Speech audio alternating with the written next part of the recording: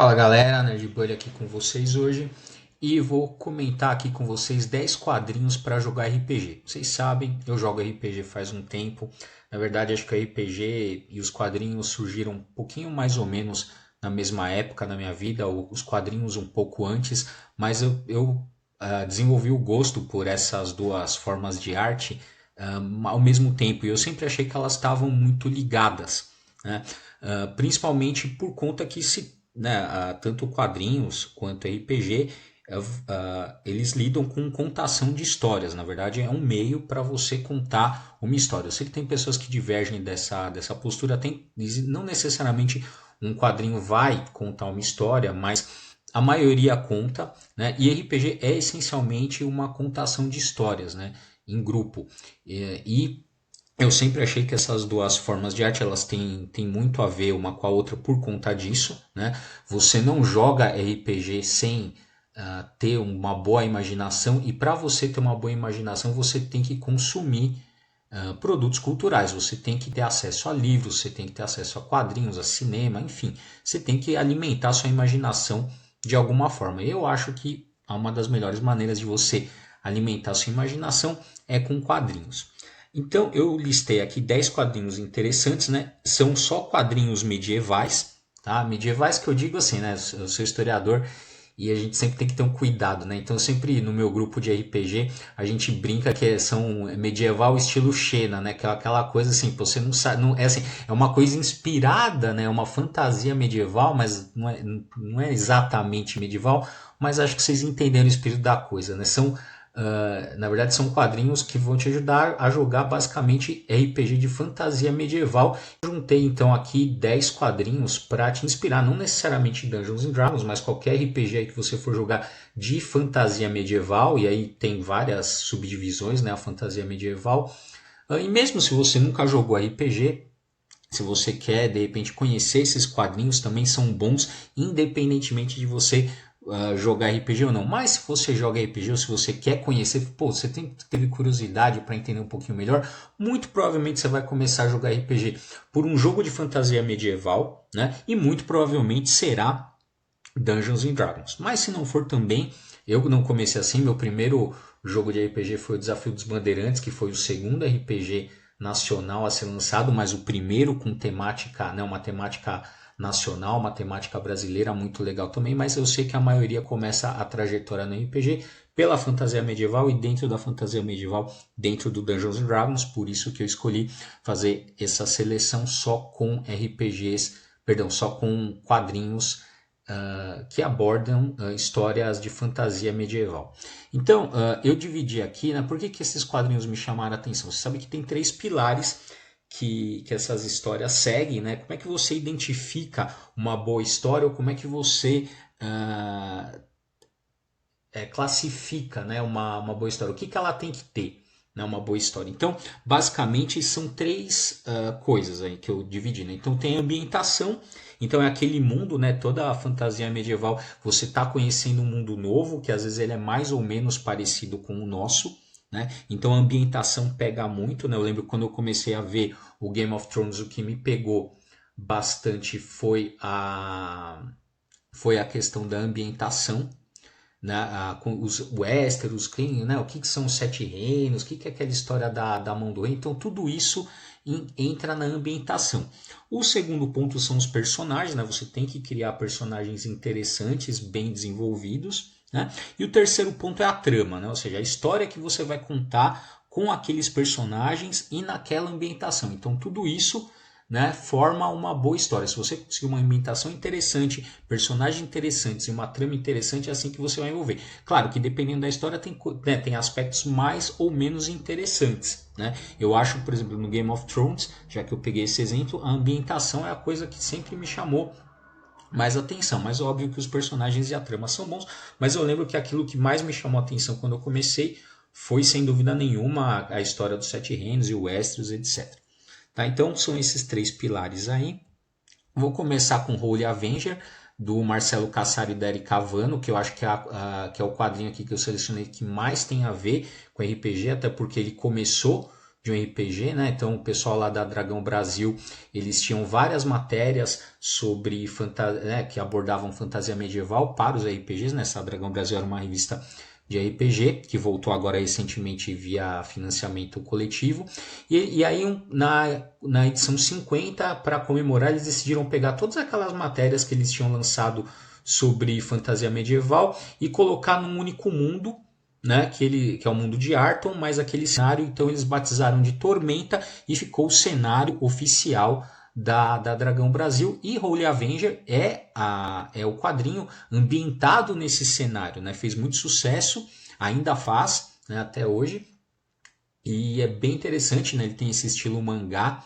Aí, né, o Kasaro sempre foi fã da cultura japonesa, isso tem muito na obra dele, né? A Erika Wano também é uma desenhista excelente, né? Então aí, Holy Avenger, para quem quiser conhecer, também os personagens, né? Esse cenário de Tormenta aí que está comemorou acho que 20 anos o ano passado, com financiamento coletivo, e está saindo uma nova edição do RPG esse ano aí. Vale a pena conhecer. O segundo quadrinho que eu destaquei é o Slime. Ele, criado pelo Pat Mills e Angela Kincaid, como é que eu vou definir o Slime? Ele é basicamente um Conan celta. Né? Então é interessante como eles exploram a mitologia celta nesse quadrinho. E vale a pena conhecer, né? Porque não é tão famoso igual, né, o seu parente próximo aí que é o Conan, mas são histórias muito mais interessantes, na minha opinião, do que as do Conan, né? Principalmente porque conta um pouco aí dessa mitologia aí celta que é bem desconhecida para a gente de modo geral. Então vale a pena conhecer aí o Slime, para você que também quer dar uma variada aí na sua mesa, quer se inspirar de uma maneira diferente, que mitologia celta também não é muito abordada nos RPGs. Também vou deixar aí Elfos e Anões, é uma edição que está saindo pela Mitos, são vários autores, e o interessante dessa série é que cada edição são histórias fechadas. Então, se você quiser comprar uma edição, vem 2 histórias fechadas, muito boas, muito bem escritas, né? Eu acho que aí é o diferencial nessas narrativas. Tem um mundo ali, mas é um mundo medieval meio genérico, mas o que envolve mesmo é a trama, a história que está sendo contada ali, muito boa, tanto nos elfos quanto nos anões. Eles têm também tem um terceiro que é Orcs, né? Mas esse aí eu não li, por isso que eu não vou indicar. Mas eu imagino que a série, né, que siga o padrão da série de excelência, então vale a pena conhecer essa série Elfos e Anões. O Cão Negro, né, que é do César Alcázar e do Fred Rubin. Ele é uma produção nacional, tem uma pegada mais histórica, tem 2 quadrinhos e um livro legal, bastante legal de contos, vale a pena conhecer o personagem aí, o Cão Negro. Como eu disse, tem uma pegada mais histórica, só que, claro, é evidente no quadrinho que eles fazem uma pesquisa histórica bem interessante, mas não é, né, não é um quadrinho, não se propõe a ser uma coisa fidedigna historicamente, né? Tem elementos ali de mitologia. Isso é uma coisa muito curiosa, né? As pessoas, e tem que tomar cuidado, né? Elas vão assistir, por exemplo, um Vikings, né? E elas acham que elas estão assistindo alguma coisa minimamente fidedigna com aquilo que a gente tem sobre o conhecimento histórico do período. E esquecem que aquilo é uma obra de arte que tem a sua liberdade ali poética. Então, assim, cuidado quando vocês forem consumir né, histórias de ambientação medieval, principalmente aquelas que tentam fazer essa pegada histórica, né, para você não achar que as coisas foram daquela forma, né? A mídia visual, ela tem muito apelo e a gente tende a tomar aquilo como se fosse um retrato fiel da realidade quando não é, né?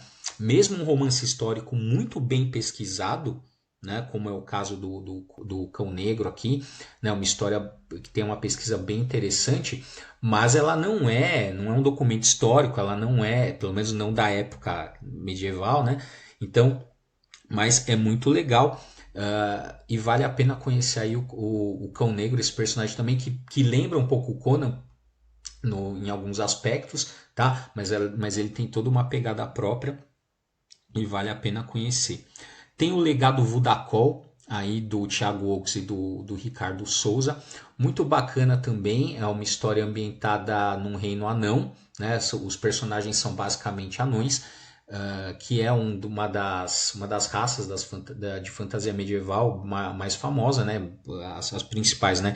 Que foi popularizado principalmente a partir do Tolkien, né? E dos filmes do Senhor dos Anéis, que são os humanos, os elfos e os anões. E as outras, né, orcs e afins. Né? Então essa é uma história especificamente de anões, todos os personagens, conta a história de um reino anão ali, então a ambientação é muito boa, gostei bastante também, o enredo, os personagens são legais. Infelizmente só tem uma edição, né? Então talvez, né, tem coisas ali que os personagens não puderam ser desenvolvidos por conta de ser uma boa edição, mas eu achei a ambientação e a trama bem interessantes, vale a pena conhecer. Dragonero, né? Pô, Bonelli, né? Padrão Bonelli de qualidade do Luke Enoch e do Stefano Vietti. Muito legal também, principalmente a ambientação e os personagens. A trama varia, né? Porque é uma série de longa duração. Embora a Mitos tenha publicado aqui esse primeiro volume e mais 4 edições mensais. Espero que saia a quinta, tô esperando. Mas então a trama vai variar de arco para arco, mas os personagens são muito legais. E o mundo que eles desenvolvem ali para o Dragonero bem interessante, então vale a pena conhecer. Tá? Espadas e Bruxas do Esteban Maroto, né, daí do Pipoque Nanquim. Esteban Maroto, né, um artista visual, assim, nem tenho palavras para descrever, a arte é belíssima. E aí por conta disso, essa coletânea, né, que são Espadas e Bruxas de algumas obras aí do Esteban Maroto, acho que vale a pena principalmente pelo apelo visual da narrativa, né? O Esteban Maroto é um mestre na narrativa visual. O roteiro também, não sei se todos, mas o roteiro de algumas histórias também são dele ali, que está nesse compilado, então vale a pena, mas principalmente pela coisa da ambientação e dentro da ambientação, pelo apelo visual que a obra do Esteban Maroto tem, vale a pena conhecer. Se você não conhece, vale a pena ter na sua coleção também, muito bacana. E aí sempre numa pegada de espada e feitiçaria, que é o subgênero que pertence, né, tanto o Conan quanto as histórias que estão aí, né, que é importante na fantasia medieval. Você sabe que o criador do Dungeons, um dos criadores, né, Dungeons Dragons, são os dois na verdade, né, o Gary Gygax e o Dave Arneson, os dois foram muito inspirados pelas histórias do Conan, né? Do Robert E. Howard, né? Quando a gente fala em Dungeons Dragons, vem muito Tolkien na nossa cabeça, mas as histórias do Dungeons Dragons foram muito mais inspiradas pelas histórias do Robert E. Howard com o Conan do que propriamente com as histórias do Tolkien, tá? Então vale a pena conhecer aí o Espadas e Bruxas do Esteban Maroto, para você ter um gostinho aí dessa origem, né, que inspirou o Dungeons and Dragons. E por fim, vou deixar um quadrinho mais recente aí, chamado Die, do Kieron Gillen e da Stephanie Hans. É um quadrinho, para quem viu Caverna do Dragão, é bem interessante, porque basicamente é um Caverna do Dragão, é um grupo de RPG que vai parar no mundo medieval onde eles estavam jogando, então é bem interessante esse aspecto, né, da narrativa. Quem não viu Dungeons and Dragons, né, o Caverna do Dragão, vai gostar mais ainda, né, porque vai olhar aquilo tudo como se fosse novo, e quem já conhece vai ter aquele gostinho, e a pegada aí do Dai é bem interessante, né, é bem pesada, né, não é como se fosse um Caverna do Dragão para um público mais maduro. Acho que vale a pena também conhecer. E é isso, gente. Esses foram os 10 quadrinhos aí para RPG que eu quis recomendar. E como eu falei, não valem só para RPG. Se você quiser conhecer esses quadrinhos, são quadrinhos independentemente do fato de você jogar RPG ou não, você vai gostar bastante. Então é isso, galera. Vou pedir para vocês aí dar esse like aí, se inscreve no canal, que aí vocês ajudam a gente a produzir mais vídeos como esse. É isso, um abraço e até a próxima.